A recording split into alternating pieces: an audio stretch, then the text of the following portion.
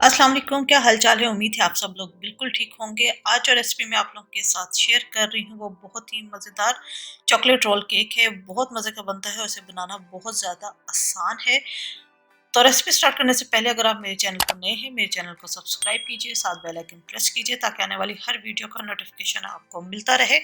Chocolate role बनाने के लिए सबसे पहले हमें एक चॉकलेट स्पंज तैयार करना है। आप इसे वनीला स्पंज में भी बना सकते हैं। पिसी हुई चीनी है 100 ग्राम, 4 अदद अंडे हैं, 80 ग्राम मैदा है, 20 ग्राम कोको पाउडर है। अगर आप वनीला बना रहे हैं तो आपने मैदा 100 ग्राम्स लेना है। क्योंकि मुझे चॉकलेट वाला बनाना था तो इन दोनों को जब मैं कोको पाउडर और मैदे को मिक्स करूंगी तो ये 100 ग्राम हो जाएगा।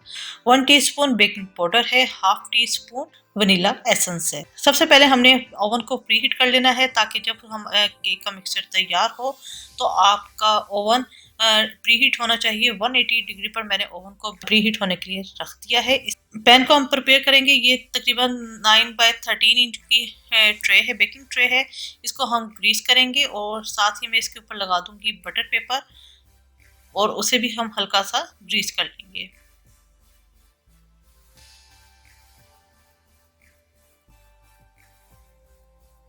केक की शीट तैयार होगी और फिर बाद में हम इसे रोल करेंगे। बहुत मजे का ये केक बनता है।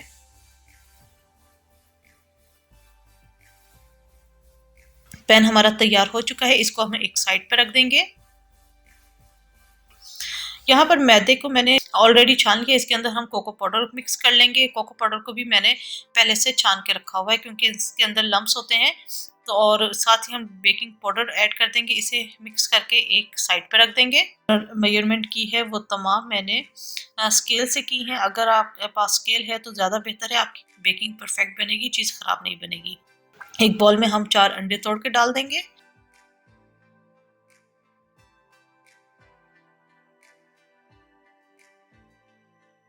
अंडों को हम पहले थोड़ा सा बीट करेंगे। जब ये थोड़ी सी बीट हो जाए तो साथ ही हम डाल देंगे इसके अंदर चीनी। ये मेरे पास जो चीनी थी वो ज़रा मोटी थी इसलिए मैंने इसे पीस लिया था। बाज़ औक़ात चीनी बहुत बारीक सी आपको मार्केट से मिलती है तो आप उसको एज इट इज़ ही डाल दीजिएगा और इसको हम बहुत अच्छे तरीके से बीट करेंगे। इसका एक वॉल्यूम बढ़ जाए और क्रीमी टेक्सचर हो जाए। इसमें मैं आपको टाइम नहीं बता सकती क्योंकि आपको 4 मिनट भी लग सकते हैं, 5 मिनट या 10 मिनट भी लग सकते हैं। तो ये आप टेक्सचर आप इसका देख लीजिएगा। ये देखेंगे इस तरह का टेक्सचर होना चाहिए। साथ ही मैं इसके अंदर थोड़ा वनीला एसेंस ऐड करूंगी। इसे हम दोबारा बीट करेंगे। ठीक है, ये बीट हो चुका है। मशीन का अब काम खत्म हो चुका है। इसको मशीन को एक साइड पर रख देंगे। इसके अंदर हमने जो मैदा, बेकिंग पाउडर और कोको पाउडर मिक्स करके रखा था वो थोड़ा थोड़ा करके हम इसके अंदर ऐड करेंगे और मैं इसे हाथ से मिक्स करूंगी। आप चाहें तो इसे स्पैचुला से मिक्स कर सकते हैं लेकिन हाथ से इसकी मिक्सिंग बहुत अच्छी होती है। बाज़ वक़्त कहीं बीच में मैदा लगा हुआ होता है तो वो सही से मिक्स नहीं हो पाता है। तो आप हाथ से मिक्सिंग करें तो बहुत अच्छी मिक्सिंग होगी। बहुत ज़्यादा ओवर मिक्सिंग नहीं करनी, बस लाइट लाइट सा मिक्स करना है। ये देखें कितना अच्छा स्मूथ मिक्सचर तैयार हो गया है। इसको हम पैन के अंदर डाल देंगे और स्पैचुला से हम बॉल को बहुत अच्छे तरीके से क्लियर कर देंगे क्योंकि हर चीज़ हमने मेजर की हुई थी। और स्पैचुला ही के ज़रिए मैं तमाम मिक्सचर जो है ट्रे के कॉर्नर्स तक फैला दूंगी। इसे हम हल्का सा टैप करेंगे। 180 डिग्री पर हम इसे बेक करेंगे 5 से 7 मिनट के लिए। क्योंकि ये एक पतली शीट है तो ये जल्दी तैयार हो जाएगी।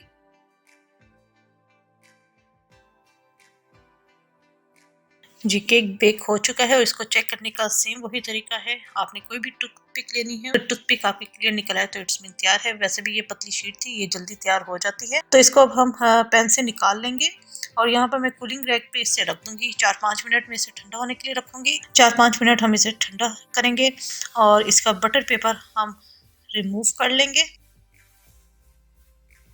बटर पेपर को हमने रिमूव कर दिया है। यहाँ पे हमने एक काम करना है कि जो बटर पेपर हमने उतारा था उसी के ऊपर केक शीट को रखेंगे और इसे रोल कर लेंगे। गरम गरम ही रोल करेंगे क्योंकि अगर ठंडा हो गया तो फिर बाद में ये रोल नहीं होगा बल्कि सारा टूट जाएगा केक। तो हमने इसे गरम गरम केक को रोल करना है ताकि ये अपनी जो शेप है वो होल्ड कर ले, ताकि बाद में इसे जब हम इसके ऊपर आइसिंग लगाएं तो फिर इसे बनाना आसान हो जाए। तो ये स्टेप हमने लाजमी करना है और ये गरम गरम में ही करना है।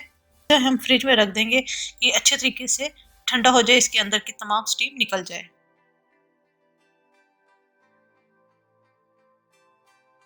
चॉकलेट सॉस तैयार कर लेते हैं। यहाँ पर मेरे पास हाफ कप चीनी है, 1.5 टेबल स्पून कोको पाउडर है, वो डालेंगे। साथ ही मैं 1 कप दूध डालकर इसे पहले एक बाउल में अच्छे तरीके से मिक्स कर लूंगी ताकि तमाम लम्स इसके खत्म हो जाए। ये अच्छे तरीके से मिक्स हो गए हैं, इसको हम कुक कर लेंगे। बहुत ज्यादा हाई हीट पे हमने कुक नहीं करना, इतना कुक करेंगे कि चीनी मेल्ट हो जाए। जी ये कुक हो चुका है, चीनी मेल्ट हो चुकी है। इसके अंदर हम डाल देंगे कुकिंग चॉकलेट, तकरीबन 2 से 3 टेबल स्पून। इसे मैंने ग्रेट कर लिया था ताकि ये इजीली मेल्ट हो जाए। साथ ही हम डाल देंगे बटर, तकरीबन 2 टेबल स्पून, और इसे हमने इतना कुक करना है कि ये एक थिक सॉस की तरह तैयार हो जाए। जब इस तरह बबल्स बनना शुरू हो जाए तब हमने इसका फ्लेम बंद कर देना है और इसको हम अलग बॉल में निकाल लेंगे और इसे ठंडा होने के लिए रख देंगे, क्योंकि ये ठंडा होने के बाद मजीद और थिक हो जाएगी।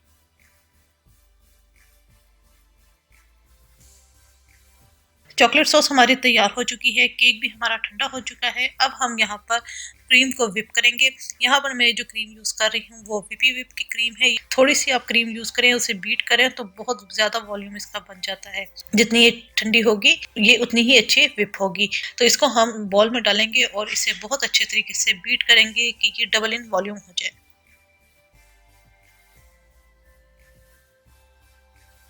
जी ये देखें इसका कितना अच्छा वॉल्यूम हो गया है। 5 से 6 मिनट लगते हैं इसको बीट होने में।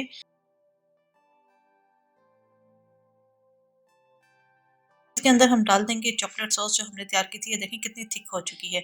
थोड़ा सा पोर्शन है, तकरीबन 2-3 टेबल स्पून, 2 टेबल स्पून के करीब हम चॉकलेट सॉस इसके अंदर ऐड करके दोबारा इसे क्रीम को बीट करेंगे। आप चाहें तो वाइट क्रीम भी रख सकते हैं। तो इसे हम अच्छे तरीके से बीट करेंगे। क्रीम हमारी बहुत अच्छे तरीके से बीट हो चुकी है, क्रीम भी विप हो चुकी है, चॉकलेट सॉस हमारी तैयार है। यहाँ पर मैंने थोड़ा सा दूध लिया है और इसके अंदर मैं डाल दूंगी 1 टेबल स्पून की क्रीम कंडेंस मिल्क। ये एक सिरप सा हम बना लेंगे, करने के लिए हम ये बना रहे हैं। आप चाहें तो सिंपल मिल्क से आप केक को सोक कर सकती हैं या आप शुगर सिरप यूज कर सकती हैं। ठीक है, इसको मिक्स करके हम एक साइड पे रख देंगे।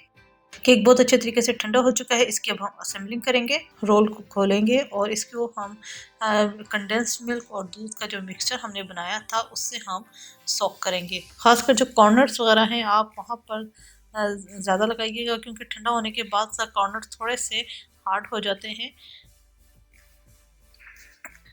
अच्छा, ये केक के अंदर आपको जो क्रैक्स से नज़र आ रहे हैं ये कोई मसला नहीं होगा कि जब हम क्रीम वगैरह डालेंगे तो ये सब कुछ कवर हो जाएगा। अच्छा, किनारे मुझे थोड़े से हार्ड लग रहे थे तो मैं थोड़े थोड़े से कॉर्नर्स कट कर दूंगी।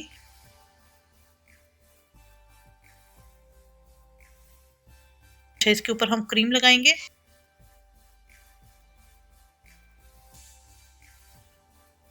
और इसे हम नाइफ से ही स्प्रेड कर देंगे। जी स्प्रेड कर दिए। इसके ऊपर हम डालेंगे जो सॉस हमने तैयार की थी वो।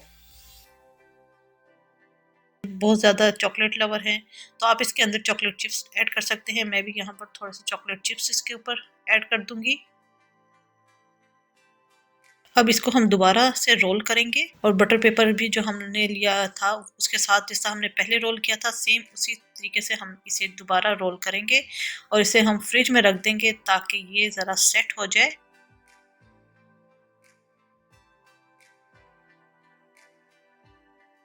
आधा पौना घंटा मैंने इसे फ्रिज में रखा था। इसकी ये अपनी शेप होल्ड कर ली है। यहाँ पर मैंने केक बोर्ड ले लिया है, इसको अब हम केक बोर्ड के ऊपर रखेंगे और अब इसकी अब हम आइसिंग करेंगे।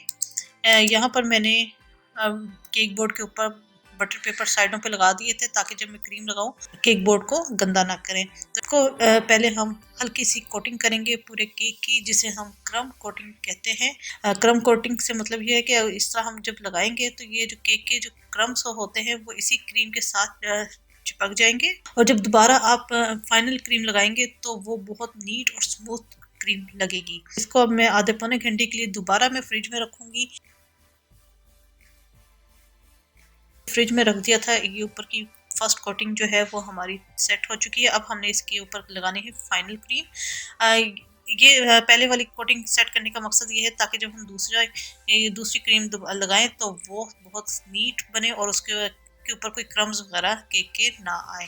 यहाँ पर मेरे पास स्क्रैपर है और स्क्रैपर से मैं हल्का सा इसे मजीद फिनिशिंग दूंगी ताकि जो लाइंस वगैरह नज़र आ रही हैं वो नज़र ना आए। जहाँ जहाँ गैप आपको नज़र आ रहा है आप वहाँ पे मजीद और क्रीम लगा कर उसे नीट कर सकते हैं।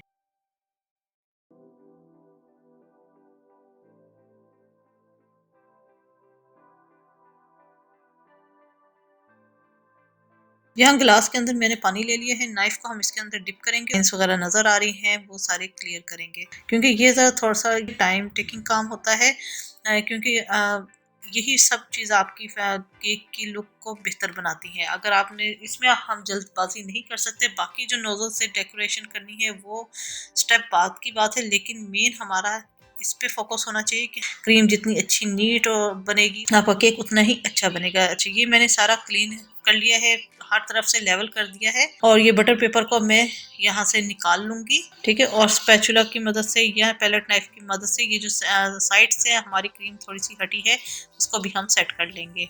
कोई सी भी नोजल आप ले लीजिए। इसका कोई खास नंबर नहीं है क्योंकि ये बॉक्स के अंदर थी तो इसके अंदर नंबर मेंशन नहीं होते।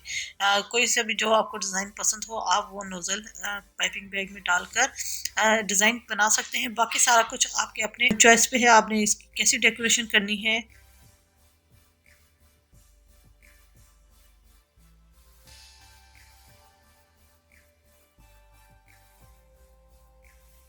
चॉकलेट रोल केक हमारा तैयार हो चुका है। उम्मीद है आपको रेसिपी पसंद आई होगी। ज़रूर ट्राई कीजिएगा और अपना फीडबैक ज़रूर दीजिएगा। मेरे चैनल समीर रसोई घर को ज़रूर सब्सक्राइब कीजिएगा, साथ बेल आइकन प्रेस कीजिएगा ताकि आने वाली हर वीडियो का नोटिफिकेशन आपको मिलता रहे।